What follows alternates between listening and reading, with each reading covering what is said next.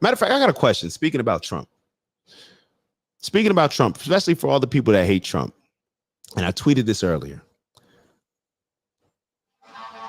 If Trump winning was based on hate, because maybe I'm gonna share a little story with y'all without giving too much detail. So I got a call from somebody that I hold in high regards, another person, right? All these people that I hold in high regards, I'm looking at them a little bit differently. I got to be totally honest. And they were telling me how, like, clearly, and this is somebody that's always wanted me to get into politics. Somebody that I is associated with my college that I went to. And they've always pushed me to get into politics, right? They've always celebrated me, and I shouldn't say always, because they celebrated me after the fact. Where I don't know if y'all know me or looked at my Instagram page in 2013, 2014, 2015. I was one of those people that were really pushing blackness, really pushing jumping out the window for Black Lives Matter. That was what I was pushing. Just like I push what I'm pushing right now, I'm always going to let my opinion be known. But I'll also be open to being wrong. And being open to being wrong is what led me to pulling a 180 on how I used to view the world. That's what allowed me to. Most people aren't able to change their thoughts. Most people just stay in their bubble, just surround themselves with people that agree with them. So they think the same way that they thought 10 years ago, 20 years ago, 50, whatever.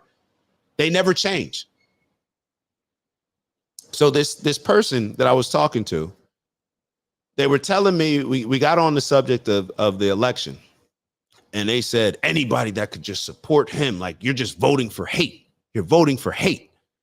And was saying some things about it. And I told him who I was talking to, it was like not the right time to have the full conversation. And I said, I was going to meet with him this weekend. And I said, I want to sit down with you and talk about this election. And just because I wanted to I just felt that the conversation would be better face to face. I thought the conversation would be better face to face. So he goes on to talk about all the people that voted for Trump, people that are walking around, that means 1 out of 2 people that we're seeing that we're bumping into. We know how they feel. We know that, saying all these things like they support hate, like they're hateful, all this. And I'm sitting here like, damn, I voted for Trump. Didn't tell him that yet. Just letting him go off. And I'm sitting here and I can't wait to talk to him and let him know that I voted for Trump. But I was like, you know what? Let me just hold off on this. It's the middle of the workday, whatever. And I'm sitting here and I had a lot of different thoughts around it, because I was like, how should I handle this? I hold this person in pretty high regards. I even reached out to my family afterwards and said, I can't wait to sit down and talk to him. It was either talking to him or writing a letter, because I wanted to get everything across. And sometimes when you have conversations, you don't get everything across. But I wanted to write him a letter and then say, now let's meet. Let's talk about, you just heard me out on all this stuff. Now let's meet. Now, the reason why is because we are so emotionally obsessed, and we get caught up in this gang mentality where if everybody feels this way that I'm going with this way, I'm going with this, to where we're not even able to realize that, hey, if this person that I hold in such high regards, if I compliment them on their principles, and this is what I was going to say earlier that I missed.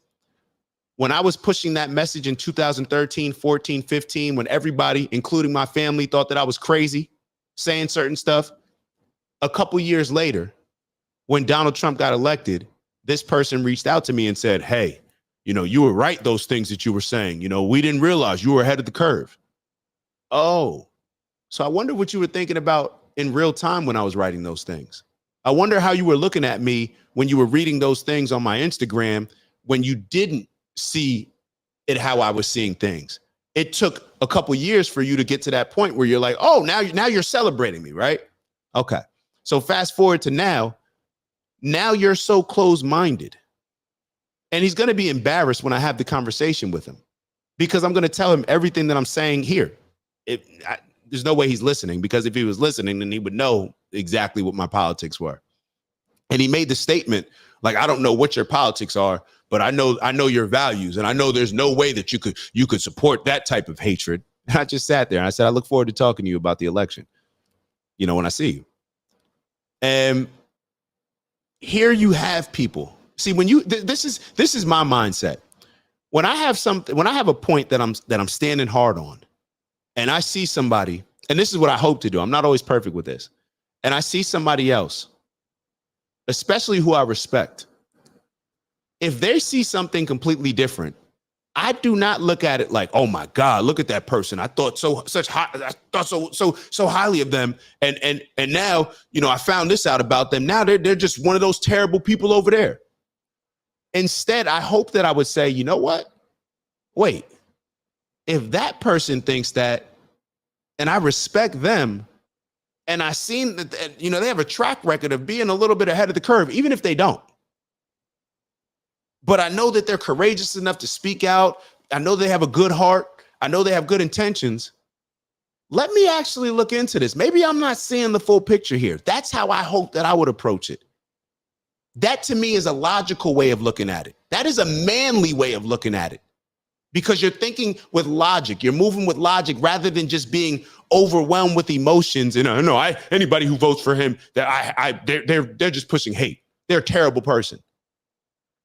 This is how we get in the position that we are now. This is how, when we look back and you say, how could everybody have followed that messaging? Because people just follow, whether it's slavery, whether it's anything else. When you look back in time, like, how could everybody just let that happen? Because people are followers. People do not speak out. People don't have the courage to look at things differently than everybody else and be the person that everybody else is looking at like, no, he's wrong. We're all right. Let me just keep going. The question that I was going to ask about Trump, and I'm going to ask him this actually when I speak. If Trump winning was based on hate, if Trump's a Nazi, if Trump is a threat to democracy, if Trump's a fascist, if he's all these things, if your 401k went up, if your stocks went up, if your crypto went up, maybe you should give back those gains that you made.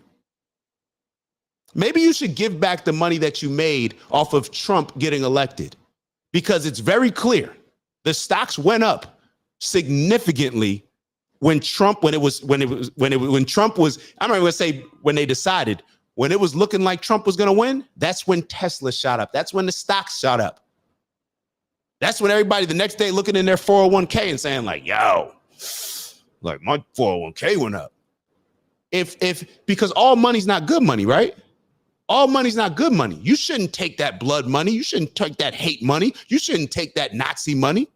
You should give that back. Why don't you donate that money, all those gains that you made based on hatred, based on this Nazi type of person? Why don't you donate those gains that you made to a cause that's important to you?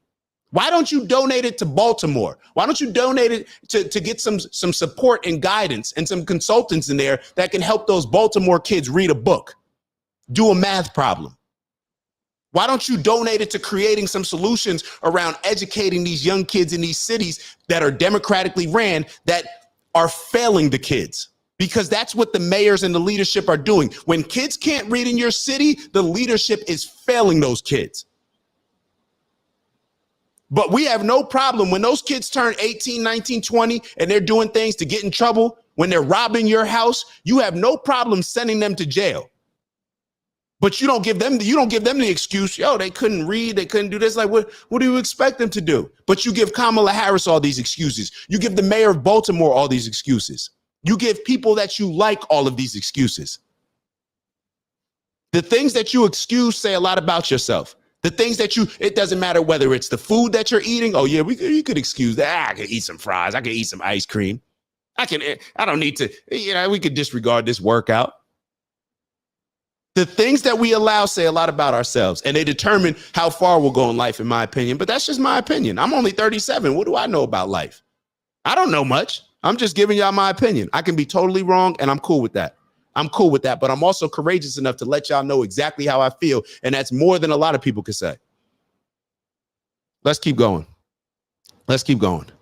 Where are we at? Where are we at right now? So that's Dave. Okay, so we're gonna play the Plies video. Ew, it's Dak. Just want to thank you for checking out our video and visiting the OG Network. If you enjoyed the video, please make sure that you give us a like. And if you're looking to join a community of inspired individuals striving for purposeful abundance, subscribe. And if you're feeling real generous, share the video with some friends and family. All right, I'll see y'all soon. Ew.